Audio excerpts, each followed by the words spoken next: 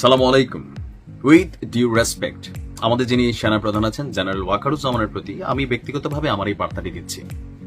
Sir দেখেন, আপনি যে বক্তব্যগুলো গতকালকে দিয়েছেন অনেক কিছু পজিটিভ, আবার অনেক কিছুতে বাংলাদেশের সাধারণ মানুষের কাছে এই মুহূর্তে সেনাবাহিনীর যোগ্যতা নিয়ে প্রশ্ন কিন্তু উঠে যায়। কেন উঠে যায়? যে সেনাবাহিনীকে নিয়ে গেল স্বাধীনতা পরবর্তী সময়ে এত পরিমাণ গালাগালি, কথাবার্তা, সেনাপ্রধানের নিয়ে মানে এই ধরনের কটূক্তি করা, এর পাশাপাশি ক্যান্টনমেন্টের ইট খুলে ফেলবে, সেনাবাহিনীর মাথার ঘিলু নাই, মানে যাচ্ছে তাই ভাষা প্রয়োগ করে যখন এনসিপির নেতারা কথা বলে, তখন আপনি যেই ভাষায় কথা বলছেন এটার একটা সংবিধানের মধ্যে কানেক্ট করে ফেলা উচিত। কেন কানেক্ট করে ফেলা উচিত? কারণ সেনাবাহিনী নিয়ে খুব সহজে কেউ আসলে সমালোচনা করে না। আমরা ভাবি যে দুই একটা ছোটখাটো যদি দোষ ত্রুটি থাকেও, দিন শেষে বাংলাদেশকে ভালোবাসি, সেনাবাহিনীকে ভালোবাসি, এই জন্য আমরা কিন্তু বিষয়গুলো নিয়ে আলোচনা করি না। কিন্তু আমাদের কাছে খারাপ লাগে যখন দেখি যে সেনাবাহিনী নিয়ে যার যা খুশি, ডিজিএফআই নিয়ে, তারপর হচ্ছে ক্যান্টনমেন্ট নিয়ে বা সেনাবাহিনীর সদস্যদেরকে নিয়ে যখন গণহারে কথা বলে, আর তখন সেই কথার বেসিসে আপনি যে অ্যান্সারটা দিচ্ছেন এটা কি আসলে সবার বেলায় প্রযোজ্য হবে নাকি শুধুমাত্র এনসিপির নেতাদের বেলায় প্রযোজ্য হবে? যেমন আপনি বলছেন যে আপনাকে সাংবাদিকদের একটা প্রশ্ন ছিল যে এই যে গালাগালি করে, এটা নিয়ে সেনাবাহিনীর অবস্থান আসলে কি? আপনি বললেন কি যে এইসব গালাগালিতে অখুশি হওয়ার কিছু নেই। আচ্ছা, এখন সেনাবাহিনীকে নিয়ে যে কোনো মানুষকে তাহলে কথা বলার সুযোগ আছে? এটা বাংলাদেশ, তাহলে তো যার যা খুশি সেনাবাহিনী নিয়ে এসে বলা শুরু করবে। তারপর বললেন কি যারা এসব করছে তাদের বয়স কম। কোন অ্যাঙ্গেলে আপনার মনে হচ্ছে বয়স কম? তারা এই মুহূর্তে সবাই নাবালক তো না। বয়স কম শব্দটার অর্থ একটা হচ্ছে নাবালক। নাবালকের জন্য বাংলাদেশের রাষ্ট্রীয় আইনে অনেক কিছু ছাড় আছে। যে প্রাপ্তবয়স্ক হয় নাই সে যদি একটা মার্ডারও করে তার বেলা আইনের ব্যত্যয় আছে, কিন্তু একজন সাবালকের বেলায় আসলে আইনের এই ধরনের ডেফিনেশনটা কখন তৈরি হয়েছে যে যারা এসব করছে তাদের বয়স কম, তারা আমাদের সন্তানের বয়সী। এখন সন্তান যদি বেয়াদবি করে, সন্তান যদি ভুল পথে চলে, তো সেই ক্ষেত্রে কি সন্তানকে শাসন করা গার্জিয়ানের কাজ না, নাকি মানে ছাইরা দিতে হবে যে সন্তান একদিন বড় হবে, সেই বড়টা আসলে কত বছর বয়সে হবে? তারপর বললেন যে তারা বড় হলে নিজেদের ভুল বুঝতে পারবে। আচ্ছা, তখন নিজেরাই লজ্জিত হবে। মানে স্যার, বাংলাদেশে লজ্জা জিনিসটা এই জাতির ভেতর থেকে উঠে চলে গেছে। আমার কথা হচ্ছে যে সেনাবাহিনীকে নিয়ে এই মুহূর্তে কেউ যৌক্তিক হয়তো সমালোচনা করছেন, কিন্তু বিভিন্ন ব্যক্তিদের নাম মেনশন করলাম না, নাম নিলে চাকরি থাকবে না, এদের কথাবার্তা শুনলে মনে হয় সেনাবাহিনী এই মুহূর্তে একটা মূর্খার মতন অবস্থান হয়ে গেছে। মানে যার যা খুশি, রাষ্ট্র এত ভালোবাসার একটা বাহিনীকে নিয়ে গণহারে যে বক্তব্য আসতেছে, আপনাকে নিয়ে যে বক্তব্য দিচ্ছে, এগুলার ব্যাপারে কার্যকর কোনো পদক্ষেপ না নিলে আসলে যারা এই কাজগুলা করছে তারা কি থামবে আদৌ? অথবা তাদের দেখা দেখি আরো যে 10 জন লোক এই কথা বলবে না, অথবা বললে তাদের বিরুদ্ধে যে আইন প্রয়োগ হবে না, সেটার গ্যারান্টি স্যার আপনাকে দিতে হবে। তাহলে আপনি একটা কাজ করেন, যেরকম একটা অধ্যাদেশ তৈরি করে দিয়ে যান যে যাদের বয়স কম তারা কথা বললে সমস্যা নেই, আর একদিন বড় হলে বুঝতে পারবে। এখন বয়স কম বলতে আমরা যাদেরকে দেখি এক একজন পাকনা পাকনা, এখন এই পাকনাদের বয়সটা কত পর্যন্ত বয়স কম হিসেবে কাউন্ট করা হয়? মানে উইথ ডিউ রেসপেক্ট আমরা জানতে চাই। কারণ বাংলাদেশে হয় কি যে রাজনীতিতে আগামী দিনে কেউ ক্ষমতায় আসবে চিন্তা করে কিছু দল সবসময় কথাবার্তা বলে, সরকার পালাবর্তনের পরে অমুকরে নিয়ে কথা বলে, তমুকরে নিয়ে কথা বলে, গণমাধ্যম তার বিরুদ্ধে শুরু করে দেয়, পরবর্তী সময় আবার সরকার আসলে সব পানির মতন ঝইরা যায়। তো দেশের মানুষ তো অন্তত সবকিছুতে যাই হোক সেনাবাহিনী নিয়ে কথা বলাটা আসলে খুব বেশি পছন্দ করে না।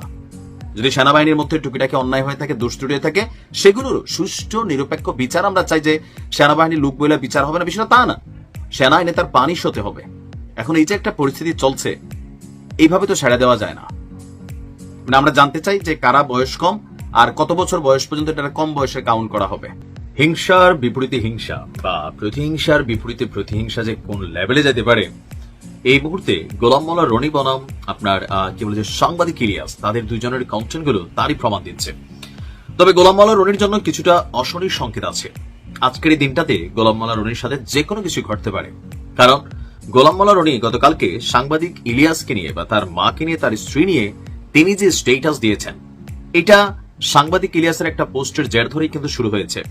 তো তারপরেও মানে গোলাম মোল্লা রনি যে এত বড় হাত মাইরা দিবে বা এতটা রাইগা যাবে অথবা ধরেন কন্ট্রোল হারাই ফেলবে, সেটা কিন্তু আসলে দেশবাসী ভাবে নাই।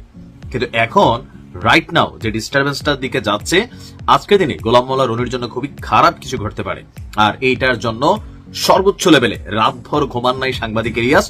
সর্বোচ্চ লেভেলে যেখানে যে হোল্ড আপ আছে, লিঙ্ক আপ আছে, যারে দিয়ে ঘটনা ঘটানো যাবে নিশ্চয়ই তার সাথে যোগাযোগ করছেন। কারণ ফেসবুকে তিনি একটা স্ট্যাটাস দিয়েছেন, দেশবাসী আমি এই মুহূর্তে রনির ঘরে খেলছি। তো কি খেলছেন রনির ঘরে? এটা আমরা আসলে এখনো মানে বুঝতে পারি নাই। এরপরে লিখছেন খেলার হাইলাইটস আগামীকাল বুধবার, মানে আজকে বাংলাদেশ সময় রাত 9টায় দেখাবেন। মানে আজকে সারাদিন ইলিয়াস যা যা খেলবেন সেগুলোর তিনি একটা হাইলাইটস করবেন, রেকর্ড করবেন, সেই রেকর্ডিংটা তার চ্যানেলে রাত 9টার দিকে ছাড়বেন। রনি অ্যাম্বুলেন্স রেডিরা, মানে রনিরে মারধর করবেন, সন্ত্রাসী দিয়ে পিটাবেন, অথবা সমর্থকদের দিয়ে ধাওয়াবেন, অথবা অন্য কোনো ওয়েতে রনিরে সাইজ করবেন, যার কারণে রনি আহত হবে মারাত্মকভাবে, যার কারণে রনিকে অ্যাম্বুলেন্স রেডি রাখতে বলা হয়েছে। তোরে বুঝানো হবে, মানে রনিকে বুঝানো হবে মন দিয়ে চাইলে সাংবাদিক ইলিয়াস কি করতে পারে। কিন্তু সবচেয়ে আশ্চর্যজনক বিষয় হচ্ছে এখন আমাদের এই অনলাইন যোদ্ধারা বা অনলাইন কিংয়েরা একে অন্যকে বোঝানোর জন্য, হ্যারম দেখানোর জন্য ওই পিনাকি, জুলকারনাইন সায়ের, শাহেদ আলম, সাংবাদিক ইলিয়াস, খালিদ মহিউদ্দিন, আপনি দেখবেন যে এই ধরনের আক্রমণাত্মক বক্তব্য একে অন্যের সাথে, এবং কি ফাইনালি যখন সাংবাদিক ইলিয়াস সে গোলাম মাওলা রনি একদম তার ভাষায় আক্রমণ করে বসছে, তখন কিন্তু বিষয়টা ব্লাস্ট হতে যাচ্ছে। এগুলা শেষ হচ্ছে নোংরামি দিয়ে শেষ হবে, এছাড়া আর কিছু না।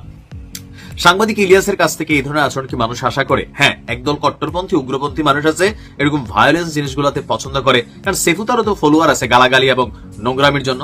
সাংবাদিক ইলিয়াস তিনি একজন অসামান্য সাংবাদিক, সব দিক থেকে ঠিক আছেন, কিন্তু ভাষাগত বিষয়ে মাঝে মাঝে তিনি এমন কন্ট্রোল হারাই ফেলেন যাকে তিনি অপছন্দ করেন।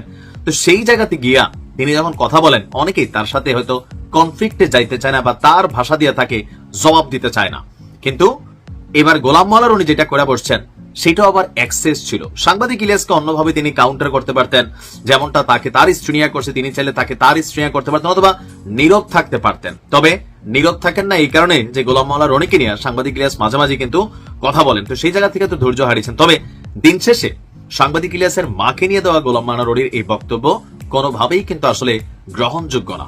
এটা যে কোনো ব্যক্তি আসলে প্রচন্ড ক্ষিপ্ত হবে, যার হাতে পাওয়ার আছে, ক্ষমতা আছে, সে ব্যবহার করবে এটা নিয়ে সর্বোচ্চ লেভেলে সাইজ করার জন্য। এখন আমি জানি না যে সাংবাদিক ইলিয়াসের মা তিনি জীবিত আছেন কিনা, যদি জীবিতও থাকেন বিষয়টা হজম করা কষ্টকর, আর মইরা গেলে তো এটা নিয়ে আসলে তুলকালাম কাণ্ড হবে, এটাই স্বাভাবিক। তবে গোলাম মাওলা রনি নিজের বুদ্ধিতে এইভাবে এই ভাষা প্রয়োগ করে সাংবাদিক ইলিয়াসের মাকে নিয়ে লিখছেন নাকি কারো পরামর্শ লিখছেন, এটা আমার একটু কনফিউশন আছে। কারণ গোলাম মাওলা রনির আমরা যতদূর দেখছি চিপায়ে চিপায়ে কথা বলেন, বাট এই ধরনের ভাষা দিয়ে কিন্তু আক্রমণ করেন না।